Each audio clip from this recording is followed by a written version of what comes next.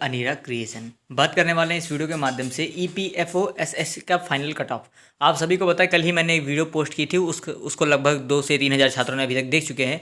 लेकिन तब तक यहाँ पर आपकी जो आंसर की है वो रिलीज़ नहीं की गई थी। फाइनली कुछ समय पहले यहाँ पर आपकी आंसर की रिलीज़ कर दी गई है। तो अब मैं जो आपको कट ऑफ बताने वाला हूँ वो आपकी आफ्टर आंसर की के बाद कट ऑफ बताने वाला हूँ, क्योंकि आफ्टर आंसर की आपकी कुछ चीज़ें चेंज हो जाती है, नंबर चेंज हो जाते हैं। पहले लोग कहते हैं कि नंबर इतना इतना आ रहा है, लेकिन आफ्टर सम टाइम कुछ चीज़ें नंबर घट जाती हैं। और हाँ, आपको बता दूंगा कि कौन सा आपको टाइपिंग करना है, कैसे टाइपिंग करना है, टाइपिंग की तैयारी कैसे करनी है, साथ ही यहाँ पर नॉर्मलाइजेशन से कितना आपको फ़ायदा मिलने वाला है। बहुत सारी चीज़ें मैं लेकर आया हूँ और साथ ही यहाँ पर ये देखिए मैंने पूरी डाटा आपके लिए तैयार कर लिया। अभी मैं आपको दिखा देता हूँ। और हाँ, कितने गुना छात्र जो हैं जिनको टाइपिंग के लिए बुलाया जाएगा। तो चलिए सारी चीज़ें मैं आपको फाइनल कट ऑफ वगैरह बता देता हूँ। सबसे पहले जो पोस्ट की संख्या आप देख सकते हैं, 2674 पोस्ट यहाँ पर आए हुए थे। पोस्ट ना उतने ज़्यादा थे ना ही कम थे, नॉर्मल ठीक ठाक पोस्ट की संख्या थी। ज़रा नीचे आते हैं। अभी मैं आपको टाइपिंग सॉफ्टवेयर बताऊंगा कहाँ पर कैसे टाइप करना है, क्या चीज़ें चेंजेस आपको देखने को मिलेंगी। सबसे पहले यहाँ पर देखिए, जो आपके 10 गुना छात्र को कॉल किया जाएगा। 26 कितना है, 2674 है, तो आप मान के चलिए लगभग 10 गुना छात्रों को इसके बुलाया जाएगा टाइपिंग के लिए।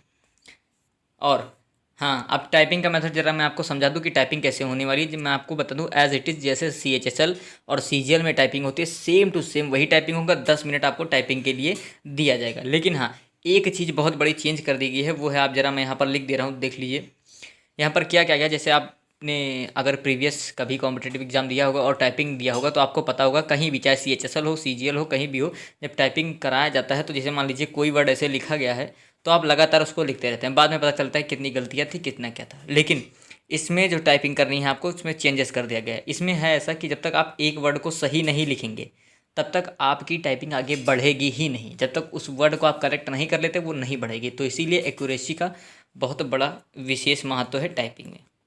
चलिए अगर आते हैं यहाँ पर, देखिए ये कल वाली थोड़ी डिटेल मैंने लिख कर रखी थी कि आंसर की कब आएगी। देखिए कल ही मैंने बोल दिया था कि आंसर की आपको 2 से 5 सितंबर पे आ जाएगी एकदम। ये देखिए कल का ही डाटा है, मैं आपको दिखा रहा हूँ। ये देखिए थोड़ी चीज़ कल के ही है, इसमें मैंने साफ साफ लिख दिया था यहाँ पर कि आंसर की 2 से 5 तारीख के बीच में आ जाएगी। और आज आप सभी को पता है कितनी तारीख है, 2, और 2 तारीख मैंने कल ही बोला था कि आंसर की आ जाएगी। फाइनली आंसर की आ चुकी है।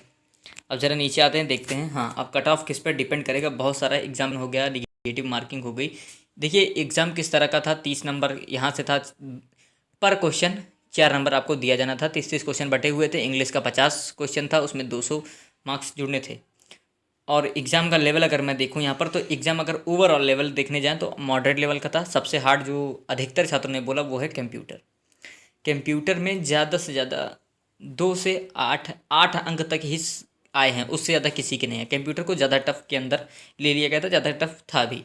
वहीं मैथ मॉडरेट लेवल का आया था हुआ, इंग्लिश भी मॉडरेट लेवल का था। और रीजनिंग की अगर हम बात करें तो रीजनिंग आपका मॉडरेट, वहीं जीके आपका थोड़ा हार्ड देखने को मिला था। यहाँ पर जीके का सेक्शन हार्ड था। और आप सभी को पता है सेक्शन वाइज भी कट ऑफ इसमें जाने वाला है, तो मैं आपको दोनों कट ऑफ बताऊँगा, सेक्शन वाइज भी और वैसे भी।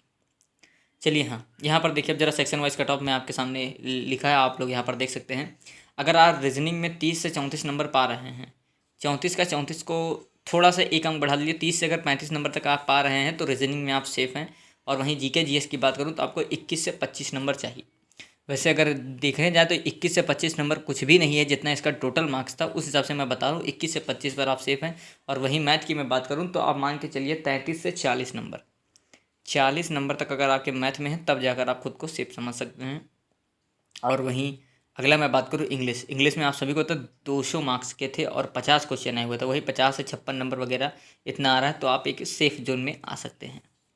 और वहीं कंप्यूटर की बात करें तो कंप्यूटर में एज इट इज़ पेपर काफ़ी ज़्यादा हार्ड था, तो 4 से 8 नंबर ही इनफ है इसके लिए। ये था आपका सेक्शन वाइज कट ऑफ, क्या क्या जाने वाला है। और हाँ, कल की वीडियो आपने अगर नहीं देखी तो जाकर ज़रूर देखिएगा, लिंक डिस्क्रिप्शन में दे दिया हूँ। और हाँ, हमारा इंस्टाग्राम और टेलीग्राम का लिंक भी आपको डिस्क्रिप्शन में दिया है, तो जाकर ज़रूर फॉलो करिए। जितनी भी अपडेट होती है आपको इंस्टाग्राम और टेलीग्राम पर अपडेट कर दिया जाता है, तो दोनों का लिंक डिस्क्रिप्शन में जाकर ज़रूर फॉलो कर लें। चलिए आगे बढ़ते हैं। ये तो सेक्शनल कट ऑफ हो गया। अब आते हैं ओवरऑल जो मैंने कल कट ऑफ बताया था एज़ इट इज़ वैसे ही रहने वाला है, क्योंकि मैंने बहुत सारा पोल वगैरह देखा, बहुत सारे छात्रों से पूछा भी क्या उनका आफ्टर आंसर की क्या है अंक, तो वो इन्हीं के बीच में आ रहा है। जितना मैंने कल आपको बोल दिया था ना कि इनके बीच में आप एकदम सेफ हैं, तो मैं बता दूं आज भी मैं वहीं पर टिका हूँ। कल जो मैंने बोला था आज भी एज इट इज़ वही रहने वाला है। कट ऑफ इसके ही बीच में रहने वाली है। जनरल से हैं तो 340 से 415, ईडब्ल्यूएस से हैं तो 375 से 395, ओबीसी से हैं 380 से 345, एससी से हैं 330 से 350 और एसटी से हैं 320 से 340। हाँ, हो सकता है कुछ लोग ये भी बोलें कि ये तो पूरा कल का ही डाटा है। कल का डाटा क्या, आप ध्यान से सुनिए। मैंने कल जो चीज़ें आपको बताई थी सेम मैंने आफ्टर आंसर की जब आ चुकी है, उसके बाद भी मैंने बहुत सारे छात्रों से पूछा, वो अभी भी यहीं पर स्थिर हैं कि उनकी कट ऑफ इसी दायरे के बीच में है। मतलब इन्हीं नंबरों के बीच में उनके अंक अभी भी आ रहे हैं। तो जाहिर सी बात है कट ऑफ इतनी ही जाएगी। कट ऑफ में अब कोई इंक्रीजमेंट देखने को नहीं मिल सकता। हाँ, थोड़ा नॉर्मलाइजेशन मैं आपको समझा दूँ यहाँ पर, थोड़ा साइड कर यहाँ पर देखिए ज़रा ध्यान से। मान लीजिए 22 तारीख की मैं बात करूँ एज ए एग्जांपल, कोई भी हम डेट ले सकते हैं। तो 22 तारीख मान के देते हैं, पहली शिफ्ट, दूसरी शिफ्ट और 3 शिफ्ट। मान लीजिए 22 तारीख में 3 शिफ्ट में पेपर कराया गया। पहली शिफ्ट का जो एवरेज स्कोर था, एज एग्जांपल मान रहा हूँ, इसको सच मत मान लीजिएगा, एग्जांपल बता रहा हूँ। मान लीजिए पहली शिफ्ट का जो एवरेज स्कोर था वो था 70, और फिर उसके बाद जो सेकेंड शिफ्ट था उसका एवरेज स्कोर था 80, और जो थर्ड शिफ्ट था उसका जो एवरेज स्कोर था वो था 75। तो इन चीज़ों को, इन आधार को देखने के बाद नॉर्मलाइजेशन लगाया जाता है। अब इसमें सबसे ज़्यादा नंबर किसका है? Second shift.